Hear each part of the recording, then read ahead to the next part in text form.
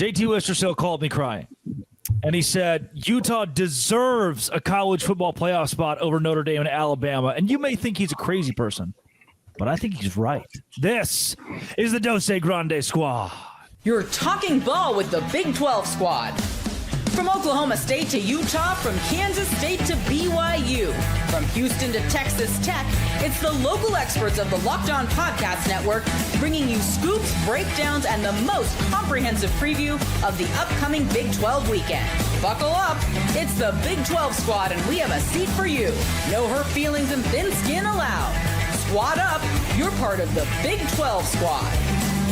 Kapow! Happy Thursday night, everybody. Welcome to the Big 12 squad. That is Jeff Carr of Locked On Bearcats, talking all things, well, what's left of Cincinnati. There's Kevin Borba of Locked On Buffs with Deion Sanders, still very squarely the head coach, fret not, and Nick Maravettes of Locked On Cyclones. Good again? Question mark. There's JT Worcestershill of Locked On Utes. Has been good, just lost to 2 top 10 teams, and Cody Stovall of Locked On Oklahoma State has been bad. But if you ask Chris Kleiman, Stillwater's a very hard place to play. And Kansas State, similar to Tulsa, was lucky to get out of there with a win, right? It's very challenging to do. Fair. Of Locked On Big 12. If you hit subscribe, we get to keep our jobs. JT, let's start with you then. I'm not crying. Look, I'm not crying. See, I'm good. You've dried it up. Proud of you. Your Wi-Fi seems great. Your microphone's working as well. We'll see how long that lasts. I mean, I'll let you speak on behalf. Honestly, so I said on my show earlier this week that it's kind of like Utah and BYU are almost holding hands in the situation where they are. Utah is the barometer. Like BYU can't drop past them. So as long as they stay up, then BYU is going to be that one tick above. But I just think that both teams are still undervalued, considering the 2 lost teams ahead of them haven't really beaten anybody. Oklahoma hasn't beaten anyone? They just beat Alabama. They beat Alabama. I'll probably give you Oklahoma. That's pretty good. You want to make the case against you want to help somebody else here? Well, let's go. Well, Notre Dame, I mean, yes, they have 2 losses, but they were 2 incredibly close losses to a really good team. They looked like they belonged on that field. You do have to reward someone for playing good competition. I don't have an issue with where lost. I don't have an issue. I know, but they've also dominated teams, which is something like in this instance. They dominated nobody. Who? Notre Dame. Exactly. Notre Dame. Exactly. Notre Dame hasn't dominated anyone. Notre Dame hasn't dominated. They just dominated Pitt. Nobody, because they played no one. They played no. The Pitt coach said he wanted to lose by 100. BYU beat Colorado by 3. BYU went to overtime with Arizona. If they are among the top 10 teams in the country, they should be higher. Like, let's look at scoring margin. Do you know if Did you not just watch Texas A&M play? I did, but Texas A&M also has some good wins on the season too, and they're undefeated. When you're undefeated, you get that cushion. Hence why BYU was ranked higher when they were undefeated. You lose, you get penalized, and not just a loss too. They got blown out, Drake. It's also crazy that you said I was the one crying because I saw as soon as these committee rankings come out, you're the one talking about Oregon is overrated. How is Oregon overrated? They're in the top 5 in scoring offense and top 10 in scoring offense and defense, top 5 in scoring margin. This is a really good Ducks team. BYU got blown out. Oregon has not gotten blown out all season long. I want the BYU Utah to Oregon be higher. lost by double digits at home against the top 5 10. BYU lost by double digits on the road. No, don't do that. They lost by 10. They lost by 10 in a Once close it gets game double digits, I give up. After double digits. I stopped counting. That's all. BYU got. There you go. There you go. Oregon didn't look good in the Indiana game at home. Again, I think BYU plays Texas Tech at home. BYU's 3 turnovers away from at least being a 10-point loss, right? They didn't score until the 4th quarter. Yeah, and Utah scored 10 points too. Like I think I would agree that Texas Tech is head over heels better than anybody else in the Big 12. At the same time, I think Oregon's getting love for beating no one. Their best win is still Iowa. Northwestern. Iowa's unranked. Iowa's 5-4, 6-4. BYU has 1 ranked win. Iowa State beat Iowa. We're all beating Iowa. I know. That's right, Drake. We're all beating Iowa. That was a healthy Iowa State team back then when they were. Oh my God! Are you also on the camp of like, well, that was them then, and this is them now? Well, Nick, was Iowa State not better when they were healthy? Yes. Is that breaking news? It doesn't matter. Iowa's always terrible. That's the point that matters. Hey, Parker. Hey. The good news is Iowa beat Xavier in basketball. We here in Cincinnati. Is it basketball season now, Jeff? Is that where we're at already? I need y'all to win this weekend. You're already talking about basketball. Jeez. Football got us to basketball. You're fine with where Utah and BYU are ranked and who they're ranked behind. Yes, I absolutely am. I think it's fair. Alabama has way more impressive wins than a BYU, than a Utah. Yeah. If BYU had They have one win. Bama has that to win at Georgia, no doubt. Outside of that's their only win. Missouri, Tennessee, they're still top 25 teams. Missouri. BYU. What is Missouri? Drake, what are BYU's impressive wins outside of Utah based on what you're qualifying as impressive wins? The Arizona road win looks really good right now. You're going to say the Arizona win looks good, but devalue the Tennessee game. They're one and the same. But one was on the road. Bama played Tennessee at home. I think you're missing two things. But one, I think you're really missing is that once you go from a 4-team to a 12-team playoff, you're talking about like teams that have a shot to win it all. And all, like it's more about qualifying for the dance at this point, because I don't mean to spoil this for anyone. There are never 12 teams that can win it all. Like that will always be. The country won last year. That's 4 spots away from being 12. That's not 12. And that's what I'm saying is like it's never going to be. So the goal is to get in the dance. You need to have like a resume and like having one loss in a Power 4 conference is a resume. It's about being good enough to get in that dance. It's not that there's ever 12 or 16. Notre Dame went to the national championship last year and lost to Northern Illinois. Mm-hmm. They had a bad loss. Doesn't mean they were the second best team in college football. And BYU's resume this year is every bit as impressive as Notre Dame last year, if not more. More. Notre Dame this year especially is especially. JT, I believe, based on this, we love the Fugazi of the eye test. I believe Utah could go toe to toe with anyone in the country defensively. I think Utah's defense is that. I think Utah Indiana neutral site is a ball game. I think it's a ball game, man. You know, and they're ranked 12th, and they're gonna get booted for Tulane. Why are you not upset with some of this? Because I think every other team ranked above them could also be right there with it. Like, why should Utah get to all of a sudden move up? You want Utah ahead of Bama? I guess that's the only team we can put them ahead of, right? Like, that's right. That's the argument. That's right. Utah's better than Bama. You heard it here first. I think if Cody's saying that, he really means it, by the way. Exactly true. I think that if we're going to already allow 2 lost teams to be ahead of 1 lost teams, as we've proven we're going to do, that at that point, Utah could be above Oregon. Resume-wise, Utah could be above Oregon. They could be, but Oregon has been incredibly impressive, dominated everyone. And also, I'll say this, Oregon, let's see against USC this week, right? Like, this is where they have an opportunity to get a USC team that I think is really good and rising. Look, this is where I'm glad that we have the context of saying, hey, there's 2 loss versus 1 loss, but their schedule's been much easier so far on the season. Drake, BYU played no one in the non-conference. That's going to hurt them. So what you're saying is the Big Ten schedule means that they deserve to be ahead of Utah. That makes sense. Well, in this instance, yes, it does. But the Big Ten schedule hasn't even been good. The Big Ten, JT, stop doing JT, Utah's road win against Cincinnati by 1 million points. They invented a new number of points to win by. That is better than any win Oregon has. And Oregon played no one in played an easier non-conference than BYU. Sorry, Cody. I look back at that Iowa win. That's going into the Cyclones' house, getting a win there. That was incredibly impressive. Cyclones? Hawkeyes. Thank you. Yeah, there we go. This is Cyclone State, though, right now. That is maybe the most disrespected I've ever been. I mean, you also have to think about the SEC is still going to play itself out, right? Like these teams still have to play one another. Oklahoma has to play LSU. Alabama has to play Auburn. Like these aren't ranked matchups, but they're rivalry matchups. Name 2 teams that have already fired their coaches. Have we not seen teams get frisky down the stretch in the rivalry week? Frisky? Hey, we got frisky on Saturday. Not frisky. No, we didn't have Rouge yet. We weren't Rouge yet ready, but we were frisky.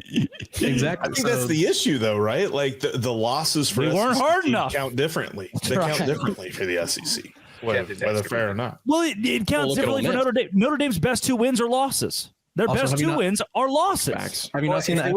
Auburn's ranked like 24th. They're the best 4 and 5 team I've ever seen. FBI has Utah above Texas Tech, which is hilarious. The real question is, if Georgia Tech beats Georgia, does Georgia Tech jump into the playoff? That's an at-large probably. Does it knock Georgia out, but also do they jump in? It won't knock Georgia out, but it would definitely put them in. It would have to. I don't know. Texas A&M has to play at Austin, so that's going to be a tough one. Like, although Texas has looked terrible against Georgia. Like all these teams have at least one remaining matchup. Like they play I mean, they're playing their local high schools this week, but next week is when it gets real. And so a lot of these teams are going to have their season dashed by a team with nothing to lose. Like that is the goal of Auburn, the goal of LSU, the goal of a lot of these schools is to ruin seasons. And we are getting to that point of the year. And not a lot of these schools have room for room, I guess. Yeah, if Oklahoma loses, you're going to see BYU and Utah jump them. That's a good conversation. I need to tell you about FanDuel as well. And on that track, Texas dropped 7 spots. BYU dropped 5 after a road loss against a top 5 team. That helps the Big 12, Locked On Big 12 squad. Today's show is brought to you by FanDuel. And hopefully some sort of headache pills. Thanks, JT. The NBA is back. There's no better place to get down on the action than FanDuel, the official sports betting partner of the NBA. Even if you miss the start of the game or want to ride the hot hand, FanDuel has live bets on everything from who will score next to fourth quarter comebacks. Plus, even combine your live bets in the same game parlays for a shot at a bigger payout. It keeps the game exciting, especially when your team's making that late push. Right now, FanDuel is giving new customers $300 in bonus bets when your first $5 bet wins. Head to FanDuel.com. Sign up, play your game. FanDuel, the official sports betting partner of the NBA, is FanDuel. Go to FanDuel.com and do it today. Love the point there about Georgia Tech. And even, if we see Texas beat A&M, right, do they jump ahead? I thought it was very valiant by the committee, who now has an SEC. Sorry, guys. On behalf of my athletic director, sorry, guys, that he can't behave outside of work at all and embarrass the Big 12. That's why I bet. Does he behave at work, too? Is that implied there? Is that true? Can't even dress correctly. It's kind of a trap. He basically assaulted a player for wearing the wrong undershirt. So where does he behave would probably be the better question. I don't think he behaves, actually, now that I think about it. I don't know if he ever has.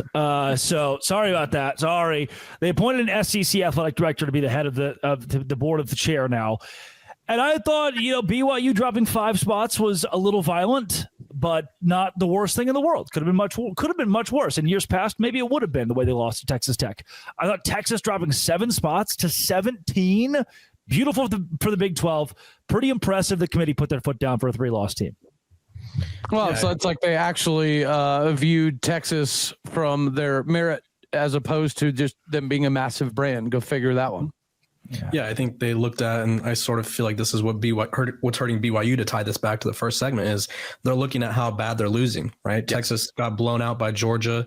The game against Ohio State was close, but it wasn't necessarily close to the very end. And then against Florida, same thing. Like it wasn't a close game. So Texas has proven to be not as reliable as their brand would like to think they are. Yeah, and even the win against Oklahoma, right? That's a hurt Mateer. Like, that's why I'm okay with Oklahoma moving up as far as they did, is it's like they had a hurt quarterback, John Mateer, looking better, looking healthy, and they deserve to be rewarded for that win versus Texas. We look back, yeah, you got a good win against a Vandy, in my opinion, but like you guys said, like how you win and lose these games has to matter when we're measuring teams by narrow 1 to 2 loss margins, and I think it's good that Texas plummeted because it feels like this Arch Manning train can finally be put to a halt, at least for this season. They also almost dropped that Vanderbilt game, but I love that JT is always talking about backup quarterbacks. It's every week, man. I love it. You can't fault the team for a backup quarterback. Also, what happens to Texas A&M and Utah and BYU if Texas beats Texas A&M in that last week? Like that really has to throw Utah a and BYU. right? I think we're okay. Yeah. Okay. If that happens, just because I think today we proved that. Mm-hmm. Okay. Also, making his appearance in the second quarter after halftime, just like the TCU Horned Frogs, Darian Gray. Yeah, you kind of nailed that entrance. On brand, guys. Nicely done. Are we in fire the coach territory, Darian? Oh yeah, no, 100%. Wow. Yeah. No, let's not sugarcoat it. Now, is TCU there? We'll see. But everybody else who is not. No, not just me. Literally everybody who isn't a decision maker is there. But we'll see what I think. Come on, I see Baylor here. I think we know about feeling like it's time to make a decision, and it just doesn't happen. No. It's been time for like 4 years. Don't trust me. I've been here. Darian did not get the same response from Drake that I got when I said that off air. Interesting. Houston would love to be Sonny Dykes' last game in Power 4 football. Houston would love that. Houston will win too. That's kind of a. Can I just say really quick, where would the playoff picture, Parker? When's that happening? Houston's 23 right now, baby. 23. And when they don't lose to West Virginia, then we can start talking about them as a playoff team. But hey, getting how back much to you TCU, beat us sometime? You've 0-5, JT. 0-5. Yeah, this is supposed to be your best. This is supposed to be your awesome season. You had all the hype train on you guys, It's and you year fall 2 of a coach. to West. What are and you fall talking to about? West Virginia. Who was going You into told the us we were season wrong. that high on Houston? I'm sorry, you told us we were all wrong about Houston, that they were going to be in the Big 12 title race and they were going to be a contender. And just when they start to do it, they have an abysmal loss. They have an abysmal loss. They're yes, they are. Second year of a head coach. They have. What are you talking about? I'm talking about them. And no one thinks they're a contender. Does anyone here fear Houston right now? Yes. Well, I do play them this week, so I'm going to say. You have 2 people on the screen. What are you talking about? And you lost to West Virginia, Arizona State, and have not been impressive in some of your other games on the season. You went to overtime with an Oregon State team that is dreadful. JT, who pooped in your Cheerios before this episode, buddy? Really quick, I was just going to bring back the TCU thing. Where's TCU? Where's the TCU job rank if they do fire Sonny Dykes? That's just, I feel like, something to consider.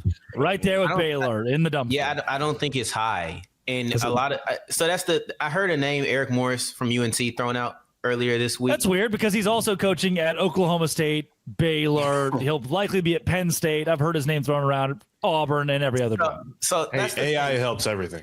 People don't want to fire Sonny Dykes simply because they don't think that they'll get a good coach this cycle. Like that's the only reason people ever talk about not firing the coach. So I mean, last year there was only 4 coaching spots open. So like you kind of Dave Aranda's probably hoping for the same thing where it's just like be solid enough to where they can't fire me and then maybe improve next year. Yeah, I think that is the hope, honestly. And I think I don't know. I just get this feel that they're not going to pull that trigger. I don't know. And if Dykes gives them any reason not to, I think they won't. So I see 2 more opponents on here. I see Houston and I see Cincinnati. If he can win both of those games, I feel like he's probably going to save his job. And I mean, I said that same thing last week, but I didn't really believe it last week. It was kind of a pipe dream. So it was like, if you beat BYU, because it was such a pipe dream that it was the only game you needed to win to save your job because no one thought you could do it. But if you win these next 2 games, I think that they'll find a reason to keep him around. Yeah. Great point. Makes sense. I mean, he's not too far removed from playing for him. I only disagree because I think that some of the coaches who have been fired, like Mike Gundy, would still be good coaches. That's why I still fire my coach here, is I get to go after some of these big names that lost their jobs. I mean, they're look. That's what Virginia Tech just did. Yeah. Yeah. They fired their coach. TCU head coach Hugh Freeze. Gary Patterson? No. Gary Patterson. So I just got here. He's trying to get me in trouble, man. He's trying to get me in trouble. The fan base would riot. Or not riot. What's the opposite of riot? Darian, TCU head coach Ed Orgeron. Oh, that'd be a fun one. TCU head coach Kenny Dillingham. It'd be fun. Hey, how do y'all feel about Sam Levitt? Does he bring Sam Levitt with him? How do y'all feel about that? Dillingham and Levitt might go to LSU. Levitt's already linked to Texas Tech and Miami, so he's already been shopped around. And so, I mean, I think that shows that Kenny Dillingham's leaving. Miami's got a history of doing that. Yeah. I mean, Did you see the relative of his that was like, no, Nako, that's not what I said. And they said, like, we haven't decided. He screenshot his text. He's like, we're not officially doing that. We're just thinking about it. And he just proved further that he's open to all options. Oh my God. That's his agent and his brother. I think, I mean, NIL agents are interesting people. They take like 70% of the pay and they don't know what they're talking about half the time because they're just friends or family members. If Kenny Dillingham really left, it would be crazy considering how emphatic he's talked about, like, I'm Arizona State. Okay, I'm a life here. This is my dream job. This would be a part about college football coaching. Every coach is at their dream job until another job comes. Like, he's different. I know, right? but like every job has more money, more resources. Like he could really tap out to Arizona State. Like last year could have been the peak for Arizona State. True. So where does that leave him? Rich Rodriguez. I always thought that Kenny was a kind of guy that would stay at Arizona State for 2 decades. But if you look at what just happened to Mike Gundy, the loyalty aspect of it in this new business is a little bit different. So perhaps Kenny Dillingham understands that sometimes it's better to get out while you're still a legend as opposed to being the villain that Mike Gundy now is. If I may, as well, Nick? if I'm Kenny Dillingham, I look at my athletic director and say, give me more money for NIL, give me more money, give me more infrastructure. And he says, I can't. I look over at Texas Tech and say, I can't compete in this conference, and I leave. I go to the SEC where they're going to dump money into your program. He also may have said they're on your way out by succeeding too early. Like the Mike Gundy thing is very real here, because like what happens if he doesn't succeed at that level he did last year? Do they run him out of town because they're used to that one season? Well, and they run him out of town in a year where there aren't as good of jobs available. Whereas right now you get Tech or Miami, like you mentioned. I think Miami's deal is like it's all crystal ball because they've got everything else set up, and so like I think that's a great gig too. Not that I want to run Dillingham out of the conference, obviously, but like that's right there for him. No, I think Jeff was about to make a really good point there. Commercial break. Jeff, what were you saying? I was going to say you're either on your way out or you're on your way up. That was it. That was the whole damn thing. I just took a commercial break. Nailed it. I made them wait for that. It's the Batman thing, right? Like you're either the hero, you either die the hero or you live long enough to see yourself become the villain. Because I don't think I feel like I don't think that's I That's tripped close. over that one, but Very close. When it comes to college coaching, like you either get that investment and you win and you get picked over by like a handful of schools, or you get fired. Like you don't really stay. I would say Matt Campbell is the long-term hero. He's maybe one of only a few, but you got a few of them left. Well, either way, and Witt and JT Kravis, Witt stayed long enough to be the villain because he's probably the next closest, right? Yeah. Yeah, in terms of that, I guess, yeah, that's fair too. Like JT, think about if Utah, they didn't, obviously. I'm just saying, if Utah done what they did last year, went 5-7, Whittingham is fired the Gary Patterson style, and it's like, oh shoot, he's probably a statue coach, but also bad taste in mouth. Goodbye. Yeah, I don't know if they would have fired him. It's different. I feel like because of what he's guided them through. But you're right. I mean, Gary Patterson guided them through a lot and got canned. So we'll see. I can also just say really quick, Arizona State is ranked. That's the one thing that is funny is we're talking about they having a down year, and they're currently ranked, and they're without their starting quarterback. Like it is crazy what Kenny Dillingham still continues to do there, and I think that's why he is a very attractive candidate. Right? Didn't Utah beat them 42-10? That's a ranked win, I think. Is that so? They're ranked. But it's not as good as Notre Dame, huh? Utah doesn't deserve to be above Notre Dame, huh? But JT was asking about ranked wins or something earlier, a resume, something. Anyway, someone. Okay, but to JT's point a little bit here, man, Houston really didn't have a rough Big 12 schedule. I'm a Houston stan. Yes. I picked them at 8-4 preseason. I was right that they were going to be insanely good. That was me. I mean, hand up. Hey, I know ball. But we said that in July, Drake. You and I both said, like. Part of the reason they're going to have a bunch of wins this year is because the schedule is fairly friendly, right? But it is also year 2 of a rebuild. They've got the highest ranked recruiting class in school history coming in. I mean, like it's all working upwards. But part of the reason was the schedule. They are at 8 wins. Like they're doing the thing too. You have to do it even if it's in front of you. Yes, they're winning games, but I thought you were talking about them accomplishing. You talked about Connor Wigman and the Heisman race and all these things too. That's also just what I'm saying. Hey man, dude's a homer. I love it. We had 7 home games and we can't win flipping fracking nothing. You win the battle of the fans. Yeah, exactly. You started the trend. Yeah. Yes. Yeah, Houston's a weird team. I think Houston is a weird team in the sense that like they win games, like JT said. But it's kind of like BYU, except they don't just keep winning. They lose to West Virginia, right? Like where we talk about BYU having close wins, but they just find a way to grit it out. I feel like I've seen Houston do that quite a bit. Houston is a talented team. Like I think they're talented. I think that JT and Parker are having 2 kind of different conversations where Parker is saying, look at where we are and look at how we're ascending. True. But then JT saying, are you a contender right now? Yes or no? Or are you a force in the Big 12? Yes or no? So it feels like 2 different conversations, really. That's valid. I totally agree with that. Darian makes a wonderful point. Way too level-headed for the squad show, Darian. Oh, sorry. Yeah, what are you doing? Get out of here with all that logic. So crap. We were a second or 2 away from doomsday scenario. Sorry, Parker, of Houston being 9-1 right now. What would we do with that? Well, actually, don't talk yet. Sorry. I realize what we're gonna do with that. You know how great it would have been if 11-1 Houston and 11-1 Texas Tech went to the Big 12 championship and BYU and Utah backdoored their way to the college football playoff because they didn't have to play in Arlington. That actually would have been really good, like lead block from the left guard, like pulling left guard. Here comes Houston getting eaten by Texas Tech, and BYU and Utah just slip in at number 9 and 10. That's rich right there. Can we talk about something really quick? I thought was actually very concerning for the Big 12 tonight. Did you guys notice how the new CFP chair answered the question about how teams will be viewed who play in a conference championship game? He gave a crap answer. Like, he basically said nothing, but he absolutely in his answer basically implied, like, yes, a conference, you can get a negative strike on your resume even if you make a conference championship game, which is a concern for a Big 12 because it doesn't mean 11-1 BYU. If they were to lose, get blown out again, they would be taken out of this. Or if Utah gets in there and they get blown out or something, like, but any teams, it's just not this is where it hurts. Like, I don't feel like the Big 12 is in a great position to get two teams in right now because I think Tech is going to win the Big 12 title and someone's going to get another loss, and that won't be good.